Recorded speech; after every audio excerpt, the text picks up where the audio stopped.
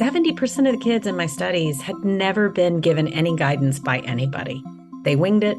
They treated their loved one as if they were babysitting, maybe treated them how they thought they would like to be taken care of. And so it really, the genesis of the Y Care came out of my clinical practice, and it came out of the words of the youth that I researched.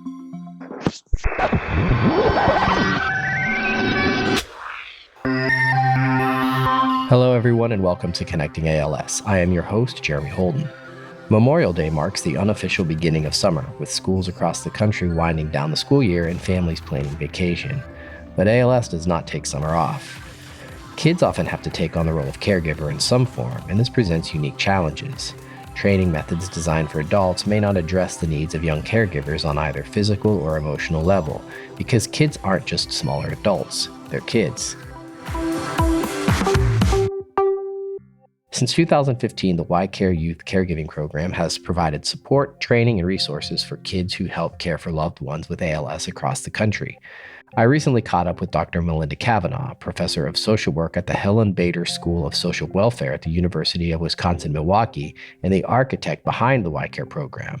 We talked about her work empowering kids to be effective caregivers and her recent efforts to expand the program globally, starting in South Africa. Dr. Kavanaugh, thanks as always for being with us on Connecting ALS. Absolutely. It's my pleasure. Thanks so much for the invitation. Yeah, always happy to have you on. And today we're talking about something that I know is near and dear to your heart, and that is the youth of America and increasingly the youth around the world. The YCare program has been around for a while, but for listeners who maybe aren't aware of it, what is YCare? How did it come into existence? Yeah, so Y Care is a program that was created after my many years of clinical work, being a social worker in neurology, seeing kids doing all kinds of care tasks in the home for their family member, and really not having any guidance in it. Talking with kids and saying, how did you know how to disinfect a feeding tube? Yeah. And they would say things like, oh, I just watched someone do it, or I guessed. And so as I started moving into more of an academic role and becoming a professor of social work, my research really has focused and centered on the role that kids play as caregivers. And some of my earliest research, again, I asked those questions as part of research projects. How do you know what you're doing? And 70% of the kids in my studies had never been given any guidance by anybody. They winged it. They treated their loved one as if they were babysitting, maybe treated them how they thought they would like to be taken care of. And so it really, the genesis of the Y Care came out of my clinical practice, and it came out of the words of the youth that I researched and interviewed in my very early parts of my career. And so because I am a social worker and a medical social worker, and everything I do is really focused on interdisciplinary work, I went to my colleagues at the Medical College of Wisconsin and said, hey, how do you guys teach adult caregivers? And they're like, that's what we do. And I said, you want to do it with kids? Yeah. Yeah. After they had the first initial, wait, what? It was really an iterative, really lovely process trying to figure out, what does a PT need to do? What does an OT do? What about a speech therapist, a respiratory therapist? Long answer to started out in clinical practice, used the voices of the kids, and then engaged all of my amazing colleagues in an interdisciplinary way to come up with a program that gives kids the skills and the support and the peer engagement, and quite frankly, the fun to know what they're doing when they've been doing care for many years, many of them for many years. Yeah, that the need for that support, for that training really comes through. I've had the really fortunate opportunity. Well, not fortunate is certainly not the right word, but I've been blessed to be able to talk to kids who do serve as caregivers and hear about some of their experiences and share some of their stories with listeners and through other platforms. That really comes through, the need for that support. It comes through with the resource guides that you put together for kids, for young adults, for adolescents who are acting as caregivers. Through the Y Care program, do you have a sense of scope of how many kids, how many youths have gone through that program over the years? Yeah, absolutely. It started in ALS, but we've expanded it across other neurological disorders. So we have now also done it in the Alzheimer's and related dementia community. We actually just did it recently for children and youth who are helping to take care of their sibling who has severe autism. Inclusive of all of these groups, we've had over 140 kids participate in the YCare program at various locations around the US and in South Africa. And one of the things that I am incredibly proud of is that we have had about 74 healthcare professionals go through the training. So they all go through a half a day training with me on what is YCare and how do we work with kids. And these are the most amazing healthcare professionals, because then they go back into their profession and their community and their clinics and their hospitals, and they now take with them, oh, wait, kids are providing care. I'm going to approach my practice just a little bit differently, and I'm going to think about how I do that home visit or how I do that clinic visit. And I'm incredibly proud of that aspect, because I think we're making a difference not just in the lives of the children, but we're making a difference in a really complex and interdisciplinary group of healthcare professionals who touch people's lives every day. Yeah. You mentioned South Africa. You presented at the International Alliance of ALS M&D Associations annual meeting and the Allied Professionals Forum. You talked there about the efforts to bring YCare to South Africa. It stands to reason that kids are acting as caregivers, not just in the United States, but around the world. But just talk me through the decision-making process that this was the right time to start to think globally. Why was South Africa the pilot? Why start there? Kind of what's on the horizon? It's a really good question. Started with South Africa because I have been doing research and project work with some of the most extraordinary neurologists and colleagues and professors in South Africa since 2015. It was a normal extension of a research project we did, just trying to get a sense of, are there kids providing care to parents and families with ALS? What are they doing? What do they need? So we had this program in the US, this YCare program, but we knew that it really wouldn't translate to other cultures, right? We need to be adaptable, we need to be flexible, and we need to create the program in a nimble way to where we can say, does this module, so if we're going to do a module on speech and communication, do people in this location, not necessarily country, but geographic location, do they even have access to speech generating devices? If not, what does that module look like to help kids communicate with their family members? And as an example, when we did it just this last time, we did it several times in both Johannesburg and in Cape Town. And I brought with me a very large stack of donated laminated alphabet boards, picture boards, because families don't have access to high-tech communication devices. And those boards were snapped up so quickly by all the kids. They said, can we keep them? This is going to help us be able to talk to my grandma or my grandpa or my dad or my mom. And so doing it in South Africa has been extraordinary. And it's taught me a lot about how we take a program that has been developed in a country with so much, and how do we adapt it to be just as effective in a country that doesn't have as much. And doing it in South Africa has opened up, you asked about the global impact, if you will. It's really opened up the recognition that there are places all over the world. I was in a meeting recently with the Alliance, and they were talking about reach. And you just look at the continent of Africa, and we know so little about what's going on with children and families and ALS and other complex neurological disorders throughout the whole continent. And it was really an eye-opening opportunity.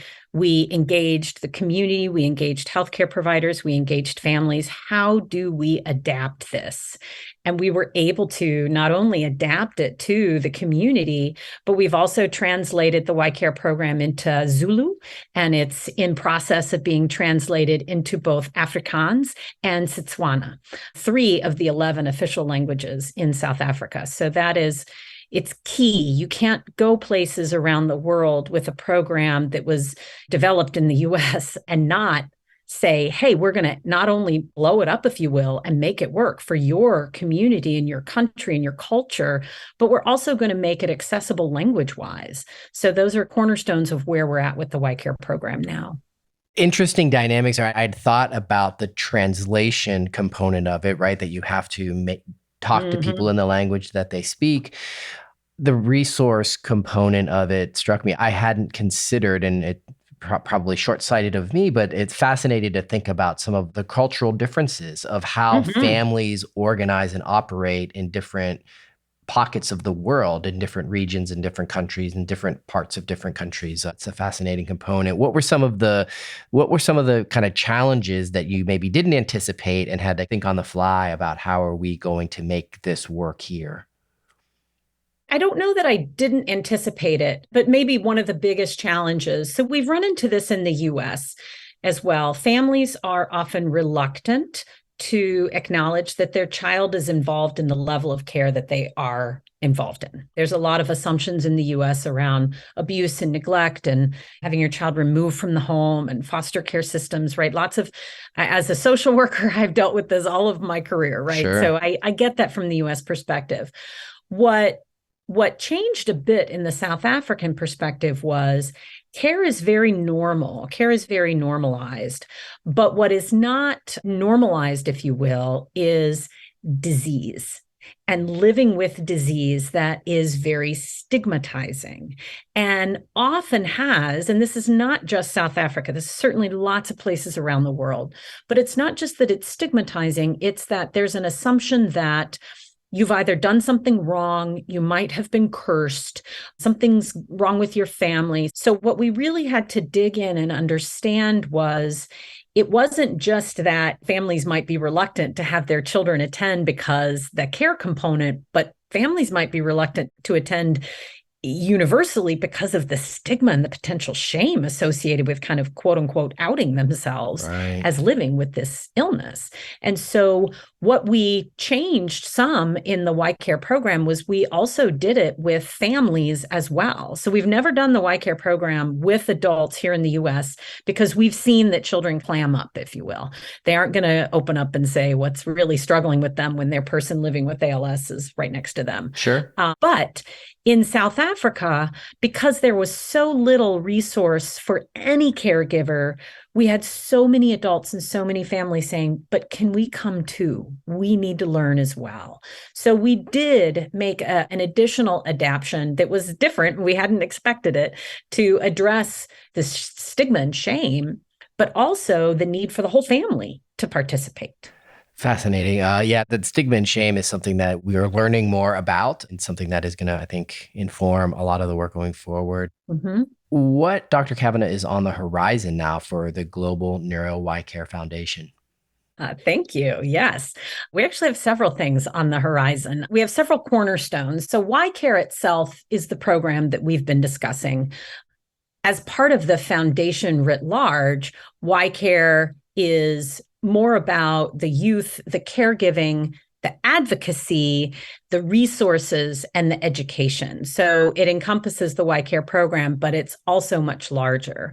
So some of the things that we're working on right now are mental health in children and youth who are caregivers and building connections with organizations around the world who are in lower and middle income countries. So not that we aren't engaging with higher income countries, by no means. We're absolutely engaging with everyone around the world. Sure. But a lot of our partners in more lower income countries have fewer resources. So what do we know from the US perspective, from maybe the European perspective?